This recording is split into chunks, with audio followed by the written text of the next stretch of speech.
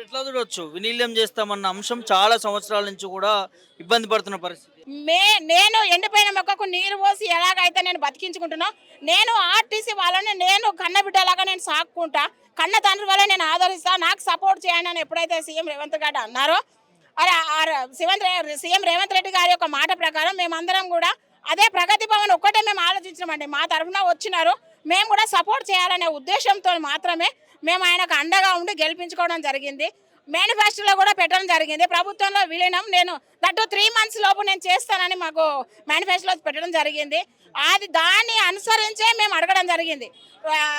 4 months తర్వాత 3 నెలల చేస్తా అన్నారు కదా, మరి మనం 3 నెలలు కాగానే పోతే బాగుంటుంది అనేసి 4 నెలల కార్యక్రమంలో మేము వెళ్ళడం జరిగింది.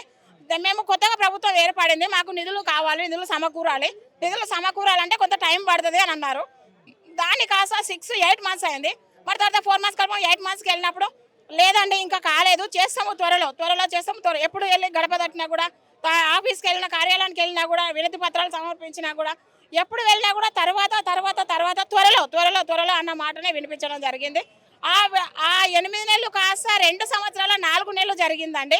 మొన్న ఎప్పుడో 2 సంవత్సరాలు పూర్తి అంటే సంవత్సరం 18 నెలల సంవత్సరాలు అప్పుడు వెళ్ళినప్పుడు ఏమైందంటే కార్గిల్లో యుద్ధం జరుగుతుంది అనేది మా సమ్మెను కూడా మేము విరమించుకున్నామండి.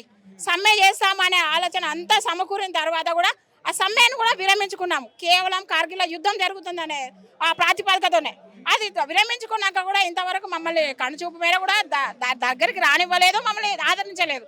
సరే చూసినాము, మళ్ళీ వెళ్ళి మా అధికారుల దగ్గర కానీ మా యాజమాన్యం కానీ మళ్ళీ మంత్రుల దగ్గరికి అందరి దగ్గరికి వెళ్ళడం జరిగింది.